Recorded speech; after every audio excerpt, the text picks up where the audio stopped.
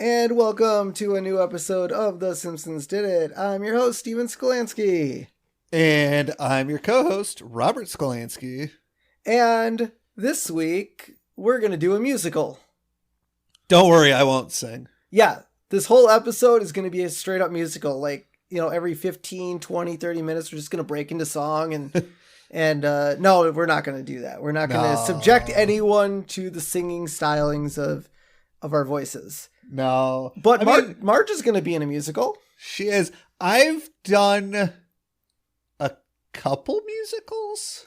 I mean, I know I did one or two in middle school, and it kind of, I had to be in the stupid chorus because, you know, apparently, well, I did really good for my auditions for the acting side of it, but you know, the popular acting kids got chosen because I never actually took any theater classes.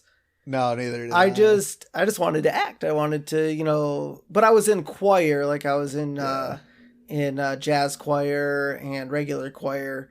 So I think that's kind of where my singing, they're like, oh, we'll have you in the chorus, but since I never did actual theater classes or anything, they're like, no, you can't act. You never were in our theater classes. I mean, I did jazz choir in middle school. I was also a violinist, but I never did pit orchestra for a musical. However, I was part of the children's section at the Racine Theater Guild, and I got to play Peter Pan, which was awesome. Nice. So I did it as a kid. Yeah.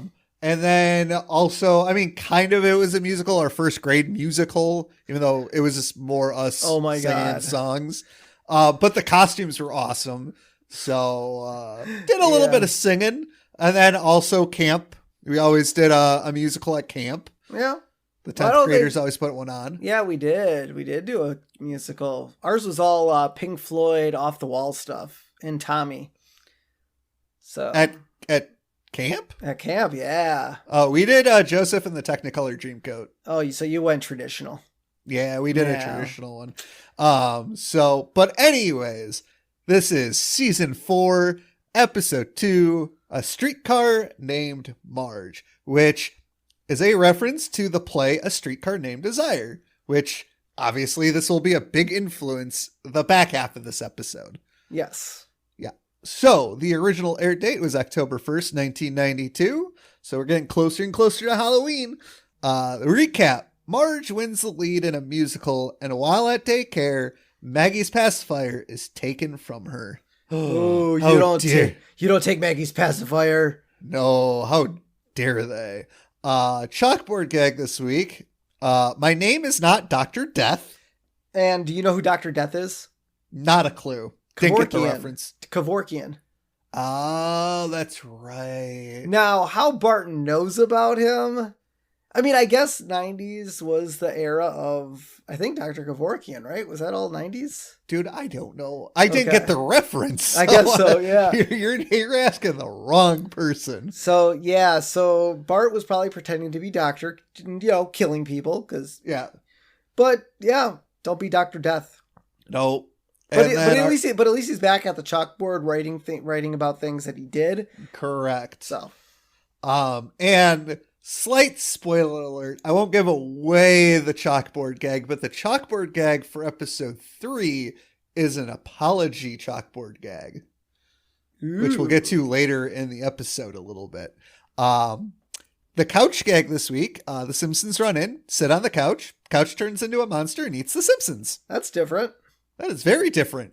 Yeah. At least it was an orange monster. He didn't change green or something weird. Yeah. So I guess there's other alien cultures besides Kodos and Kang. Yep. Kodos. Oh, absolutely. Yeah. There's ones that can literally turn into a couch. Yep. And then eat you when you sit on it. It's an anamorph. That's not really an anamorph. Do you think that couches is biding his time? Absolutely. You know what? They can sit on me for a while. They'll get comfy. They'll get cozy. And then one day, chomp. I mean, if the alien has patience. Right? I guess maybe a couple days. And then if it's getting hungry, it's like, fuck it, I'm going to eat the dog. Yeah, right. They're like, you know what? I've had enough of this. Come here, dog.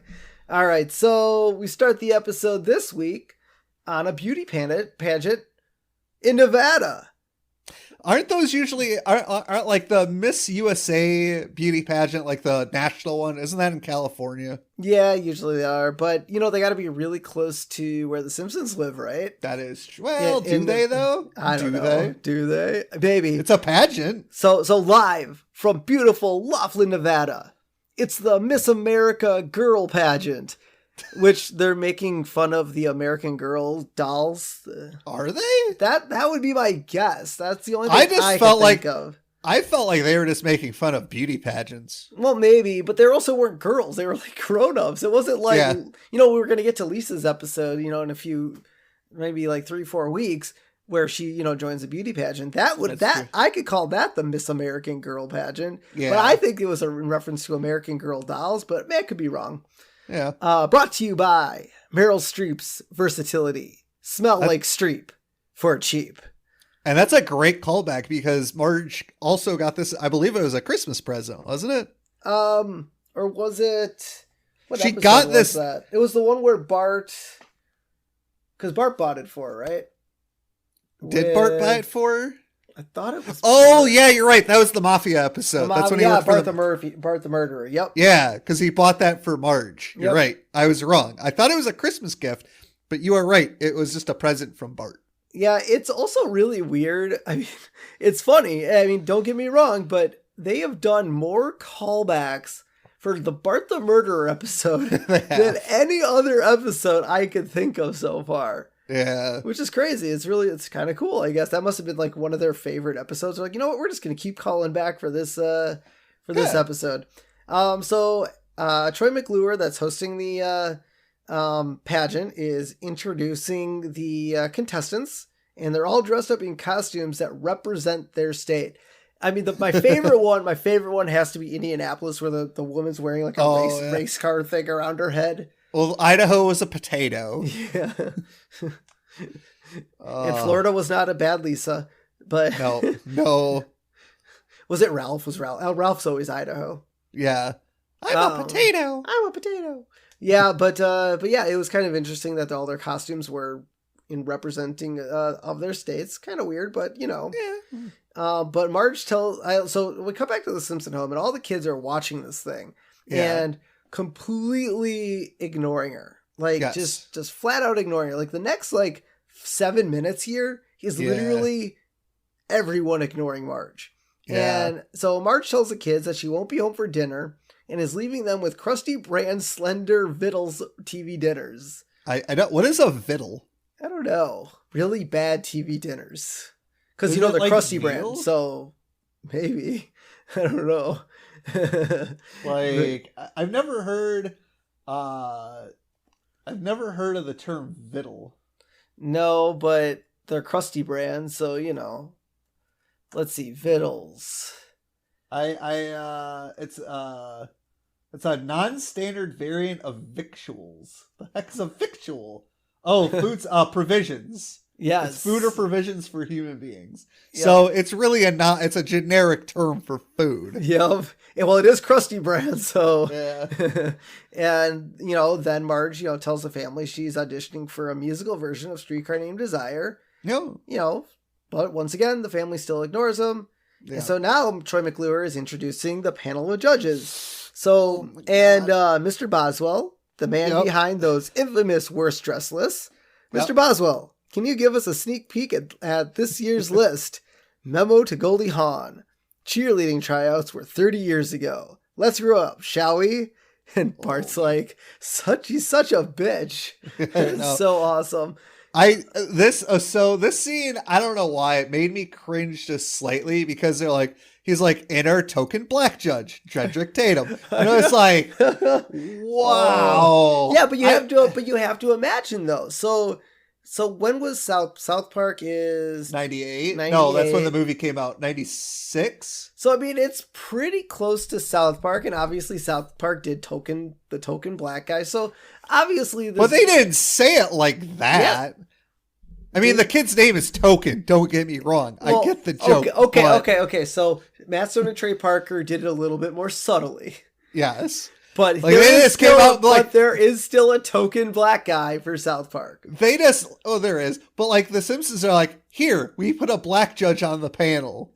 Like, to me, that's a little, like, in today's standards, that's tone deaf. Like, I don't think they would have written it that way in today's standards. They still would have probably had Dredrick Tatum because he is part of the Simpsons universe. But the way they wrote it, I was just like, I get it's 92, but I think they also did it because it's like, look at pageants back then. It was that like is true. White uppity ups doing pageants. So yeah, it's kind of a funny joke if you take it in stride with what South Park did.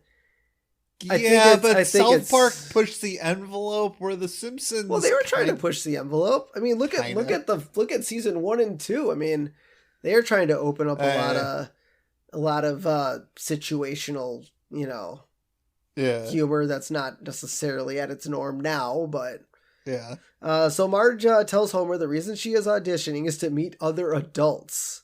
Well, she doesn't have any friends. She really doesn't. And Homer, her only friends are her sisters, and her sisters are horrible people. Yep. Well, sisters aren't friends. I mean, they can be. So are you saying we're not friends? We're siblings. So we can't be friends? I think that's just comes with the territory, maybe. I'm not sure. Not all siblings talk to each other. I guess so. The nice ones do. Yes. But so I like Homer's like, sounds interesting.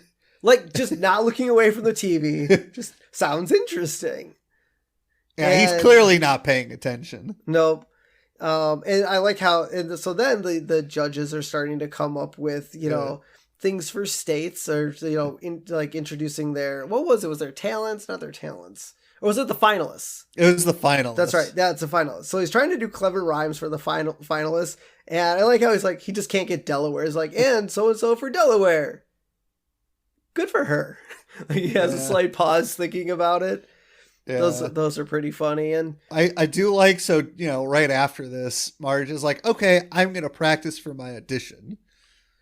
Yeah. And so she goes in the other room and, Maggie starts playing her xylophone. Which she's good at it. Yeah. What song was it? I don't remember, but it's like, I think it's like one of those children nursery rhyme songs. Yeah. Yeah. But yeah, playing it really well. She's getting a little good at her. Well, she's a female Simpson, so she's not going to be dumb. Exactly. We know, because there's the daycare episode with Maggie, or the smart school for Maggie, where she's really good at putting blocks together. Yeah. Yeah. So she's definitely a Simpson, or not a female Simpson. Yeah. So that's good. And so, during this, Marge is trying to practice and Homer's like, it's quiet. But then, Marge gets up, she's about to leave when Homer stops her and she tells him she's about to audition again. And Homer, says, oh, this is the first time I've heard about it. And I'm like, okay.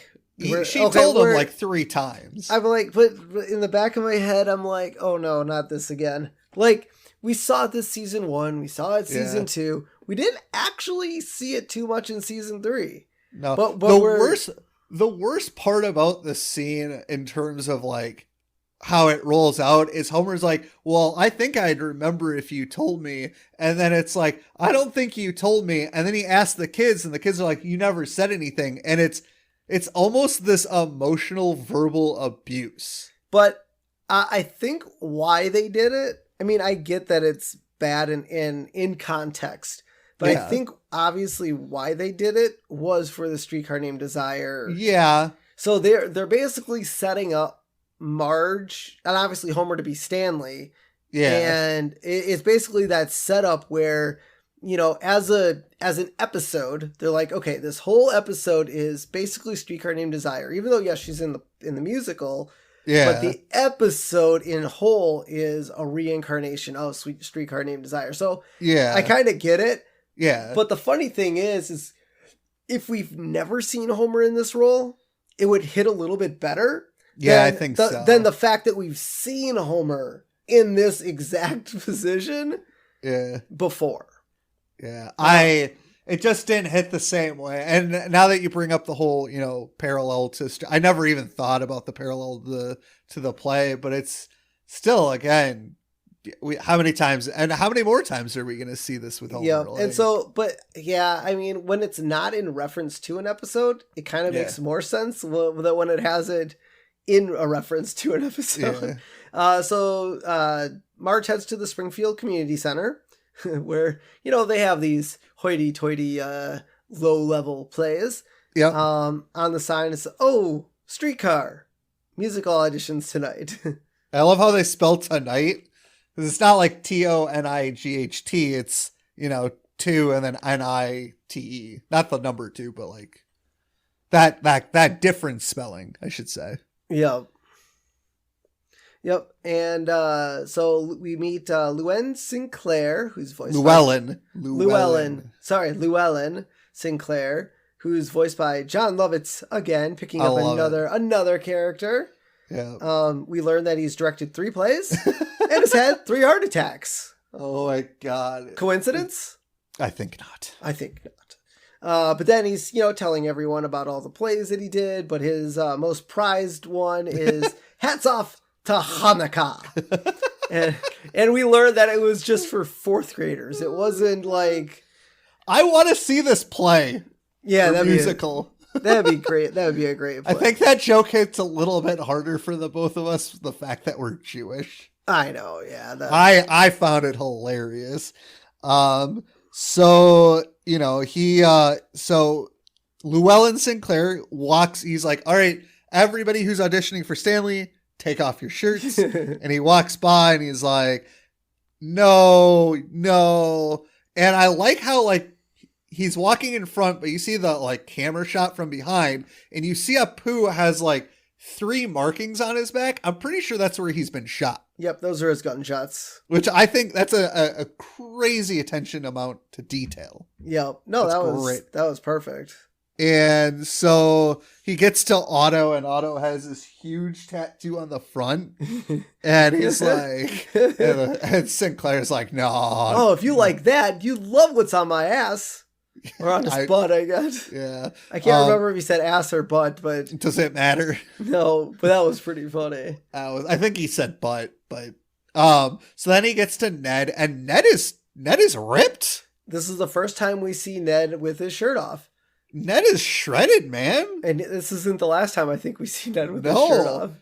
I'm pretty sure, I guess he works out. I mean, obviously Ned is supposed to be the opposite of Homer, so it makes sense. Yeah, but it is really funny that just 6-pack and muscle, and I'm like, all right, well, Maude hit the jackpot. Yep. That's so why she married him. It's not for his Christianity. It was for his jacked body. So then we see some of the women try out for Blanche, and Marge takes one note, and Sinclair's like, no, get off my stage. And so she goes to call Homer, and while she talks to Homer, Sinclair's like, I need somebody who's downtrodden, who's, beaten down to a point. And so he overhears Marge talking to Homer, and she's like, yes, I'll get, you want chicken? I'll get extra skin. And she's like, and I love Sinclair's, leave my star alone. And he picks her to be Blanche because of the fact that she's married to Homer. Yeah. And Homer's broken her down so much because Homer, as you alluded to, is supposed to be the part of Stanley in this episode. Yeah, it is really funny that Marge gets the part because of Homer, even though her voice, I mean, just the character's Marge's voice, it doesn't have that singing quality. Yeah. And even, I think she did do a pretty good job, the voice actress does, Julie Kavanagh, does a very good job of incorporating the raspiness in with the singing, even though her audition, I mean, in her audition she used that raspiness to sing, and but it was nothing. But in the actual episode, once we get to Marge singing, it's not bad. She still has that raspiness, but maybe Sinclair and Ned help coach her to sing a little bit better for the play. Maybe. we all know that Llewellyn Sinclair is a great director. I mean, he's had 3 heart attacks. Yeah. So then we go back to the Simpsons house, and Marge is talking about how she got the role, and Bart asks Marge about, are there any giant robots in the play? And, Marge is like, no. And Homer is like, Bart, don't ask your mom stupid questions. Hey, Marge, is there full frontal nudity? God. No, Homer. But I like how Marge's like, I play an aging Southern beauty who's driven to insanity by her brutish brother-in-law, Stanley. And I like how Lisa's like, wow, my mother, the actress. I feel like Lucille Armaz Luckenbill.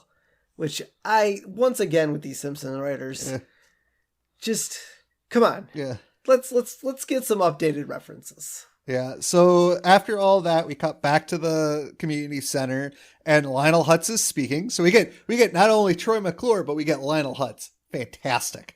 And he goes, I'm here to sue the director on behalf of everyone who got cut. And also, I play Mitch. Yeah.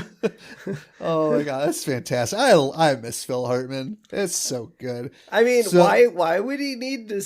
Why would people not making the play get sued? Like, I don't know. Can't you just take a note? I mean, maybe that's just a knock for maybe. Well, it's Lionel Hutz. He'll sue anybody. No, but maybe I wonder if it's more of a knock to acting in the 90s where people got really pissy for not getting auditions, and you know what I mean? Like, maybe I don't because people just couldn't take no for an answer. Because hey man, acting. Dude, auditions are, 90% no's. You gotta know how to take your no's with a grain of salt and move on. Yeah. So Ned and Marge are practicing the musical, and Maggie is there because, they don't have a daycare. And so and Homer's working and the kids are at school. So Marge has got to watch Maggie.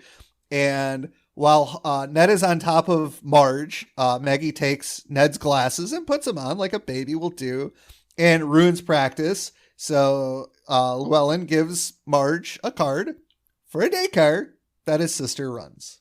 Yep, and the funny thing is the Ayn Rand school is now Maggie's daycare whenever we see it throughout. Yeah. So even I don't know if you've ever watched the Maggie shorts on Disney Plus.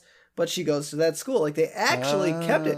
Now, what I don't know is if they kept Llewellyn's sister as the director. I honestly don't know if it was a guest voice or someone just did that voice as a thing or not. But I'm gonna keep an eye out on it whenever they show that daycare to see if Sinclair's sister is still running the place, or if they just chose and redrew a different character. Yeah, so as Steve said, it's the Ayn Rand School for Tots, and there are a lot of jokes at her expense, or at Rand's expense, throughout this episode. A lot. They must have really hated her. And so this, Marge is talking to the director and says, Maggie is allergic to strained peas. Pears. I knew it was pears. I said peas anyways. So that was a very specific thing they threw in this episode. Yeah, well, people are allergic to a lot of things. But the big thing now is peanuts. You can't have peanuts in school. But I don't think they ever really addressed the fact that she's allergic to pears ever again. Probably not. They just dropped this. Oh yeah, she's allergic to pears. Hey, are we going to use this in another episode? No. Yeah. So then we get Maggie getting her pacifier taken away because pacifiers are not allowed in this daycare, which, very progressive. Now, the funny thing is, me having a kid, we never use pacifiers. We were like... Really? Oh, yeah. We were like, just calm them down. Rock. The whole point of a pacifier is for comfort. That's what the pacifier is for. Now, not to say that parents need to have more going on than that, but comfort your own kid. That's why we're like, well, one, it's been scientifically proven that pacifiers have an effect on gums and teeth come older age. So that's one reason why doctors and dentists don't want kids to have pacifiers. And do I roam around Target? I see freaking 4-year-olds still with pacifiers in their mouth. It's ridiculous. I feel like by the time we were 2 or 3, we were pretty much done with pacifiers. Well, I mean, Mom said we never really even needed them. Well, usually when we got grumpy, especially at night, they would just put us in the car and drive around anyways. Yeah, so the whole pacifier thing, like I get taking away pacifiers. It's kids don't really need them. They don't need them if you just comfort your kid, put them on your lap, rock them, carry them around, whatever it is. Yeah. You don't have to put the pacifier in the mouth to stop them from crying and being grumpy. Just pick them up. That's all. Interesting. But that's just what some people do. So I'm kind of with the director taking the pacifier away, but I think if the baby needs it for slight comfort, fine. Yeah. But like Maggie, though, Maggie's addicted. She has it when she's like 22 years old. So, you know. Yeah. But yeah, pacifier gets thrown in a locker and locked away. Yeah. And so then we cut back to not the audition anymore, but the rehearsals. Yeah. And we see that Sinclair is getting disappointed in Marge because she just doesn't have, you know, the acting spirit for the part yet. She doesn't have that anger. Yep, not yet. Not quite yet. So we cut back to the house and we see Homer playing Bowling 2000 on a Game Boy. Which the weird thing is, it's definitely a Game Boy, but on the actual Game Boy, it says Bowling 2000, like written on the console. Yeah, it's which is weird. Yeah, but it's definitely a Game Boy. It is definitely, and which by the way came out in '89 for anybody. Yeah, and so I do like to say I had this game. Like, you had Bowling 2000? I don't know if it was Bowling 2000, but the way that it was drawn and animated, that is the exact game and how it played on it. So, I still have my Game Boy Pocket and my Game Boy Color. And I have the original Game Boy. Does it work? I haven't put batteries in it in a while, but I bet it still works. Yeah, you only need like 100 batteries for that now. 4 double A's. It's not bad. No, it's not. So Marge wants to read lines with Homer, but he obviously doesn't because he doesn't care. Why didn't you say anything till now? Well, I didn't want to hurt your feelings. Well, yeah, he's like, I don't care, okay? I can't take a fake interest in this, and I'm an expert at faking interest in your kooky projects. And Marge is starting to get angry. She's like, what kooky projects? You know, the painting class, the first aid course, that whole Lamaze thing. Okay, Homer. I feel like we got a little ahead of ourselves, but yes. Oh, is that a little bit? Well, you said something about him faking interest, so I thought. Yeah, I did. That's on me. But so then we go back to daycare where Maggie is basically wandering around trying to find something to replace her pacifier. Yeah. Crayon, letter block, and a Bart Simpson doll, which I thought was really weird. I thought that was kind of funny. Bart hasn't gotten famous yet. I mean, I guess there was the Bart Down the Well episode. Well, I mean, but Bart Simpson dolls became pretty, big. But I'm saying within the Simpsons universe, he hasn't been popular enough yet for them to make the doll of him. No, but in the Simpsons world, he has, and that was kind of the joke. Yes. Is that's the Bart Simpson toys are flooding schools. Yes. And so we see a couple posters on the wall. We all love our poster gags. Mm-hmm. We got A is A. And helping is futile. So I can explain the helping is futile one. I don't remember A is A, but helping is futile was like, basically Ayn Rand is like, you can't help people with altruism, which basically meaning being nice to people, which is why the poster says helping is futile, which a lot of, not to get political, but a lot more people who have more conservative views tend to listen to Ayn Rand. Yeah. And so Maggie and the rest of the babies, are like, okay, you know what? This is it. We're going to get our pacifiers back. And they build up some blocks, towers, and Maggie kind of gets up there and then realizes, oh, it's locked. Mm-hmm. And I like how she kind of digs her finger in there, gets a hold of the pacifier, and she gets it out enough to suck on it. And then as Miss Sinclair walks in, she kind of falls off and drops it. And then we also get another reference. So Miss Sinclair is reading Fountainhead Diet. And the actual book is called The Fountainhead. Ah. Yeah. Cool.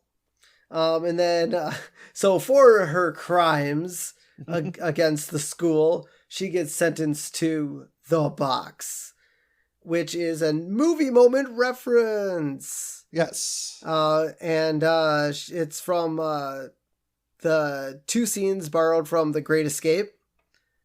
So when the children plot to get their pacifiers back, and then this scene is all from The Great Escape.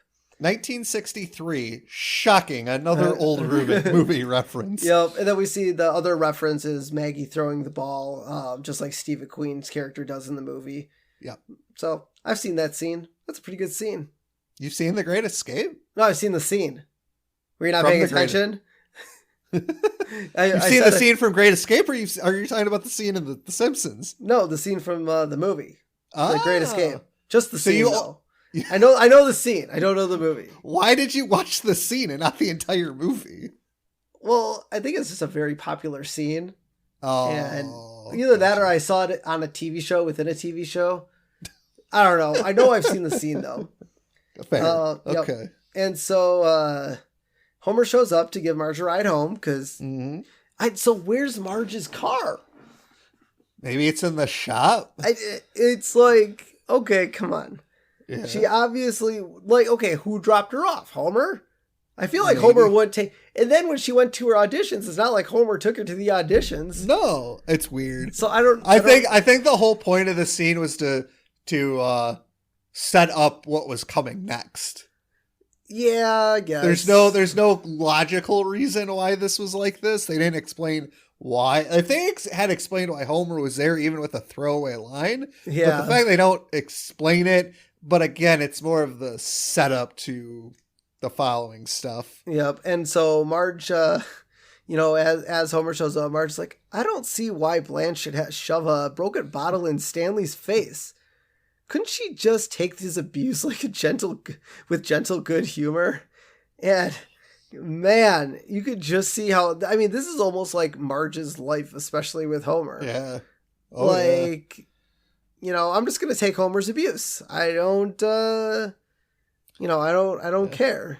So, I do like where so Sinclair's talking to Marge and Homer's like, I'm going to go to the candy machine. He's trying to get candy out of it.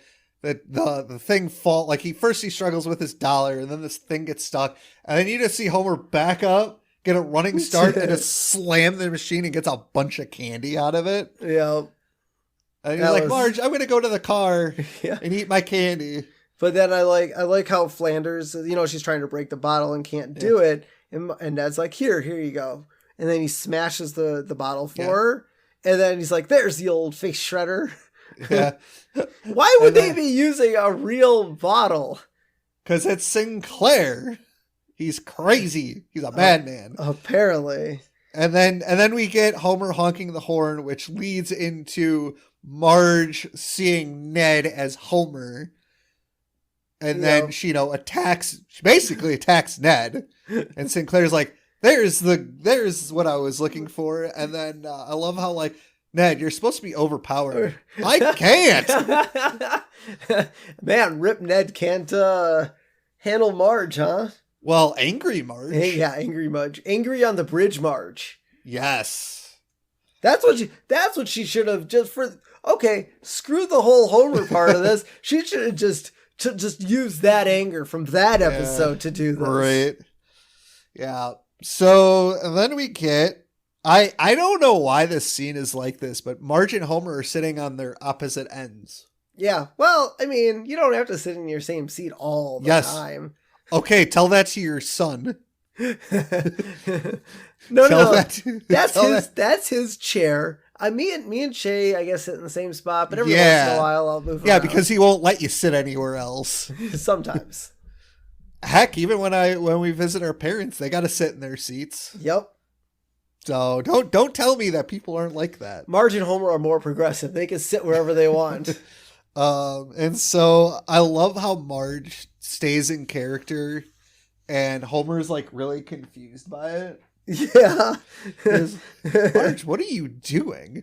I'm staying in character. And so, Lisa wants to help. So she does a Southern accent too. And Marge is like, oh, thank you. And then Bart's like, oh, I'm going to help too. And he does a Cockney accent. And Marge is like, that doesn't help, Bart. Yeah. And then Homer freaks out. It's like, why are you guys talking like this? Because Homer doesn't know about staying in character. Yeah. Well, yeah, he does. He's an asshole all the time. Yeah. He's always in character. So then Marge tells Homer that she's going to go over to Ned's to practice, more. And Homer's like, hey, Marge, before you leave, can you open up my pudding can, please? And she's like, you can open up your own pudding can. And so he takes the pudding can, and it's a can, and he rips the pull tab off. He doesn't take the whole can. He's like, shows what she knows. I can't even open my own pudding. And now my pudding is trapped forever. Have you? Okay. Have you? Okay. Now, I have actually tried popping open a soda can before, and the tab breaks off. Yes, I've had that too. So my soda is trapped forever. See, now this is what I usually do. Granted, I don't drink soda anymore unless it's super rare occasion with alcohol in it. But when I used to drink soda, if the tab got stopped, I would find a knife and then just jab the opening. Yeah. To get it open. I want to drink my soda. I bought it. I paid for it. I want to drink it. I guess I don't know. I don't know too many pudding companies that use tabs like that anymore. I really should have done some research to see when they stopped, because I think pudding used to come in cans. I don't know. I think so too. I think I should have researched when we do the monorail one, because Chief Wiggum can't get his pudding can open either. Yeah, there we go. Well, there must be a problem in Springfield with these pudding cans. The ring came off my pudding can. Yeah. So then, Marge goes over to Ned's, and Homer goes outside, and he does the, hey, Marge, which is the reference to the play where, hey, Stella. Yep. And everybody loves doing that line. I do it. I don't know why. Every once in a while I'll do it. So then we go up to Ned's room with Marge, and he's got a bandage on his chest. I love the continuity and the attention to detail, because apparently Marge was able to stab him with the bottle. I don't know, man. I feel like at that point, Marge should have been arrested for attempting. But it's Ned. He's a good Christian. He forgives. Oh, right. And I do love the fact that Marge wanted to redo that scene, and that's like, I think we should move on. Yeah, he's like, I think we've done the bottle scene enough. So then we cut back, and Marge and Homer are in bed, and Homer asks Marge when the play is, and he's surprised that he wants to go. And this is where the interest quote comes from. Yeah. Oh, right. Okay. Yeah. I screwed up. Yep. So he's like, I don't care. Okay. I can't fake interest in this. And I'm an expert at faking an interest in your kooky projects. And Marge is like, what kooky projects? The painting class, the first aid course, the whole Lamaze thing. It's like, why didn't you tell me you felt this way? I would never do anything to hurt your feelings. Good night. Good night. Which this entire episode is Homer hurting your feelings. Exactly. Well, I mean, again, as you alluded to earlier, or said earlier, it's supposed to mirror Streetcar Named Desire. Yeah. And it's so funny. But so we saw, now there was the episode where she painted Mr. Burns. But it's not like Homer didn't take interest. He actually did take interest in that, though. And it didn't seem like he faked the interest. No, I mean, he was a model for... Well, granted, he was also losing weight at the time. Yeah. So, I don't know. It just seems... It was weird. But the first aid thing is hilarious. Yep, and then the Lamaze classes. Come on, dude. She's giving birth. This is your child. You should probably give some interest. Yep, exactly. So back at the daycare, Maggie is attempting again to get the pacifiers, and she kind of brings a crusty doll with her and kind of crawls through the vents. Yeah. And kind of the whole Mission Impossible thing where they get lowered down into the room. And I think Mission Impossible stole this from The Simpsons. I don't think so. Mission Impossible came out in what, 96, 97? I don't know. I guess I don't know. I'm gonna say Mission Impossible stole this from them. All right. I'm sure The Simpsons got it from somewhere else because there's been other spy movies. Yeah. 96. All Mission right. Impossible came out in 96. So I'm gonna say they stole it from The Simpsons. Right. So the Krusty doll, as Maggie's getting lowered by the pull string, says, "Hey kids, I'm flame retardant." It's pretty good. That's pretty good. And then when she grabs the keys and gets pulled back up, he says, "If I break, buy a new one." Oh my god. Remember, this has the Krusty stamp of approval. It does have the Krusty stamp approval. And so Homer goes to pick up Maggie and you know, for the play, and all the babies are just sitting around, and all you hear is sucking noises of all the... So I read somewhere, and I don't know how I feel about this, but if you look at the wide shot of all the babies, there's a baby on the right side with a blue shirt and like kind of like just hair that kind of looks like Tommy Pickles from Rugrats. Oh, really? Yes. And I was like, I don't know if that's what the Simpsons were going for or if it was just a coincidence. Oh, that I guess I don't know. But yeah, this is another movie moment. We got good chunk of movie moments in this one. So when they're all gathered, all the toddlers are gathering around, and the sound is echoing the sucking of their pacifiers, and Homer moving through the children is like Rod Taylor from the movie The Birds. Such a good movie.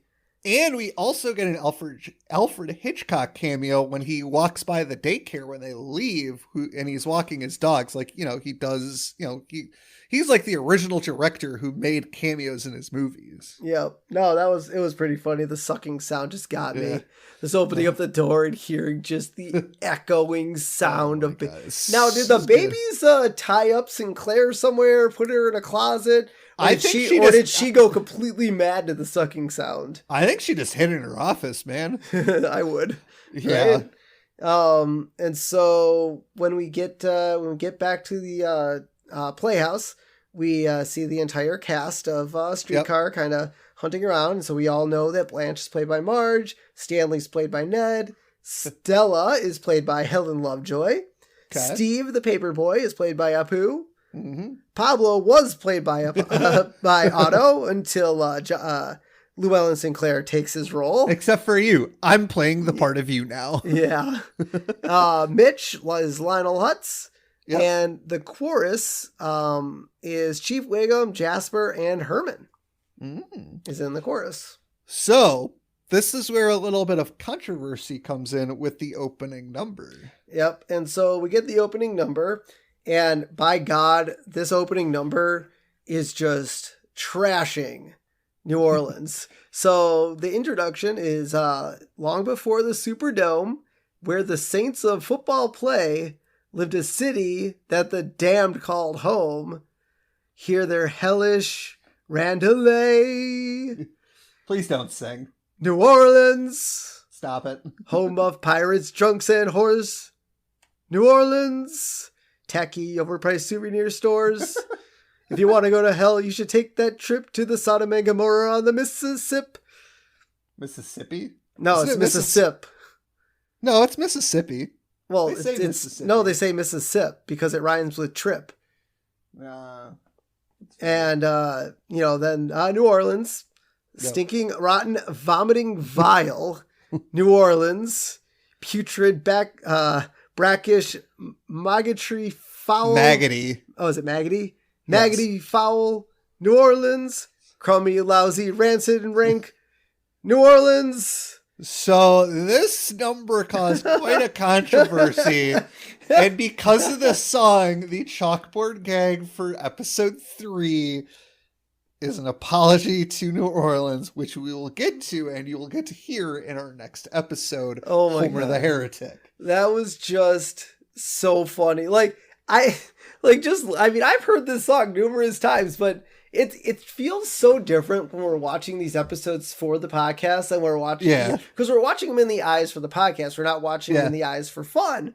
Yeah. And just listening to these lyrics, I was like, good God, who in the writing staff just went to New Orleans and just hated it? They're like, no, we're done.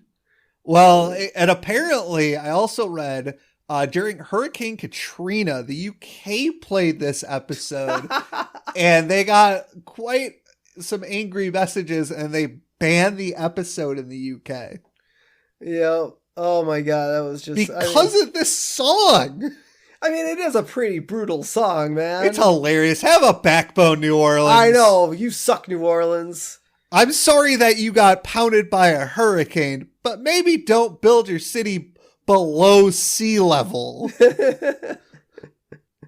We apologize. We apologize to all our listeners who live in New Orleans. I'm sorry that, you know, they wrote this song, and I'm sorry that you've gotten hit by horrible hurricanes. However, kind of not. Let's not build a city below sea level. Yeah. All right. So Homer is playing with his playbill in the audience, and another movie reference to Citizen Kane, where Kane's best friend was bored at an opera. Yep. A lot of references in this episode. Yes, there are. So then we get to the scene where Marge is like flying around and we find out that apparently Moe and Barney are stagehands. Shouldn't Moe be working at his bar? And shouldn't Barney be drinking at Moe's bar? Well, maybe Homer told them that he wasn't going to be at the bar and they're like, well, what's the point of opening? Yeah, my best customer isn't going to be at the bar. So let's go help out with this play. So Bart, so we cut to the crowd and Bart's like, wow, Mom can fly. And Lisa's like, I'm pretty sure this represents her descent into madness, which that's what it's supposed to be. Yeah. And so then we get to the end of the musical. We get Apu singing. Doesn't Chief Wiggum have a song? Yep. Yeah. So Apu has the Paperboy song. Yep. Wiggum has his little song. And so then we get to the end of the musical, and Marge as Blanche goes, I've always depended on the kindness of strangers. And that is a reference to the actual play, which is Blanche's last line. However, the song in this musical, in this episode, is like happy and cheery. Yeah. But the line is meant to be ironic in the play. So I'm sure the writers understood that, which is why they did the song this way, but it's still freaking hilarious. Always depend on the kindness of strangers. Just remember, a stranger is a friend you haven't met yet. Yes. So then, I do love that line, though. That is, hey, it's true. A stranger is just a friend you haven't met. All right. Yeah, okay. So then they do the curtain call, and Homer, Bart, Maggie, and Lisa go backstage to congratulate Marge. Ned had given Marge flowers on stage, which is usually customary for the lead actress. They usually get flowers. And so, they go backstage, and Marge, looks at Homer, and she's like, well, I saw you out there. You looked bored.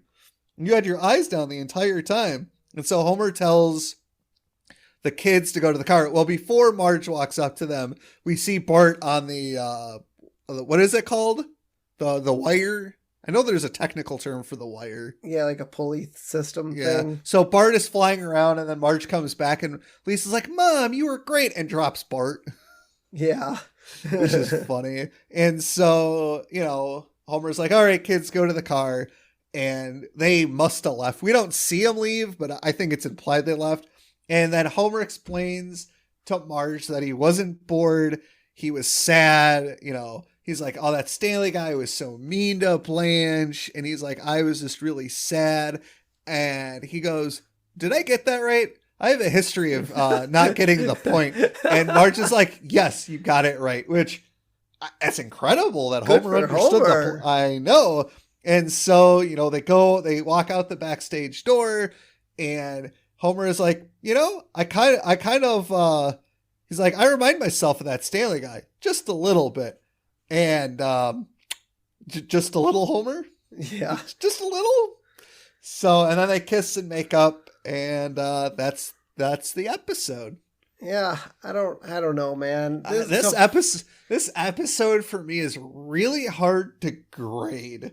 It's really hard because you have the same Homer being a jerk However, it's supposed to reflect the play. But as you said earlier, we've seen it before. But like the musical number, the references are great. The kind of B story with Maggie at the daycare, you know, with all that's kind of funny. It's a good episode. The musical, like all those numbers are on this. I think they're on the songs in the Key of Springfield album. Yep. It's on one of the two. So, and as I said in the past, any episode that has songs that end up on their albums, I usually enjoy. This one might be an outlier.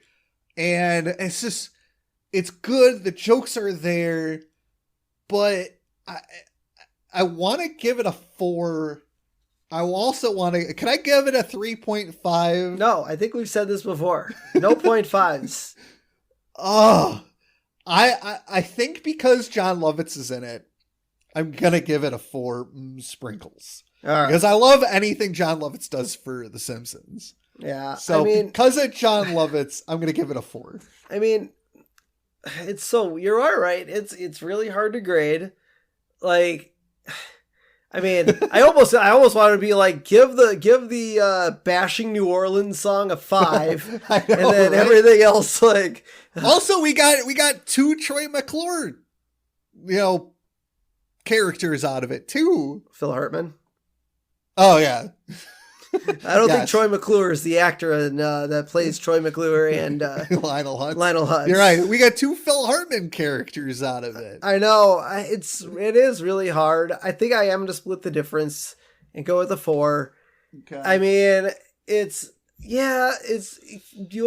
look at it. The only reason I think I would give it a 3 had this not had as much reference to Streetcar. Yeah. As it really did. Like, if the whole episode wasn't 100% fully dedicated to Streetcar. Oh, yeah, absolutely. Not just Marge being in the musical. Like, if it was Marge being in the musical, but Homer being a complete ass and there was no tie-in. Yeah. Then I probably would have go 3. But because there is a purpose to it, to their madness, I'm going to go with a 4. Sprinkles.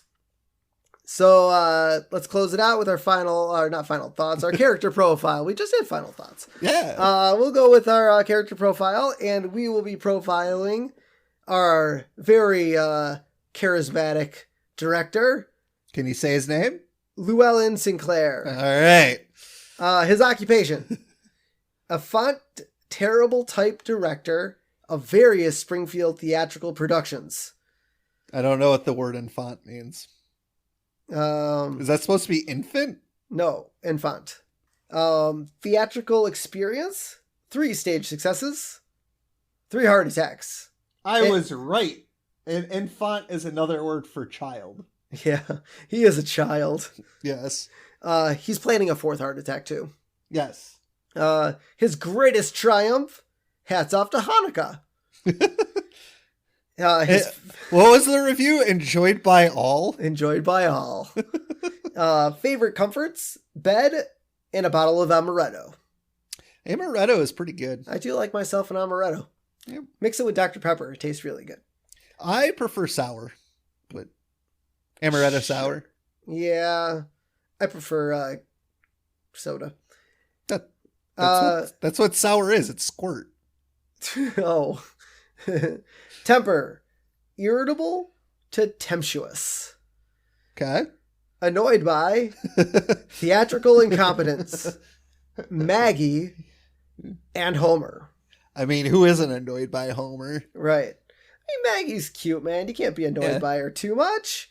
Oh. And style, caftans for the portly man. All right. That's a style. Those weird, like, style. Indian... it's like an Indian style robe. Not a muumuu, like Homer wears, but it's like a... I don't know. I guess I don't... Like, the material's kind of... potato sack-ish, I think. Okay. I think that's what it is. Sure. But anyway, I digress. But let's close it out. Once again, you guys can find us on all the podcasting platforms known to man. You can also listen to our podcast visually.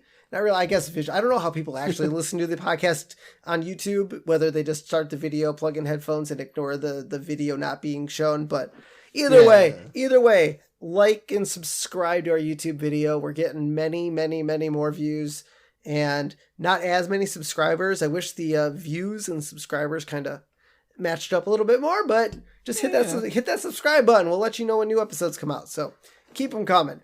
Next, you can find us on all the social media platforms. If you follow us on Instagram, just go to our bio. If you are on Facebook, just go to our bio.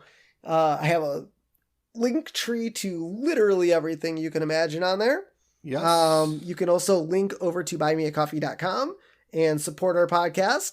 And when you support our podcast, we have fun stickers that we like to mail out to people. So be sure to donate on there. And, if it's 5, 10, 15, it doesn't matter. It's just a donation. It's not a monthly charge or anything like that. So feel free if you like to. Everything else is free to listen to. Obviously, we want to keep it free. So the more donations we can get, the more free everything becomes. Or stays, I guess, would be the word. Yes. So until next time, I'm Steven Skolansky.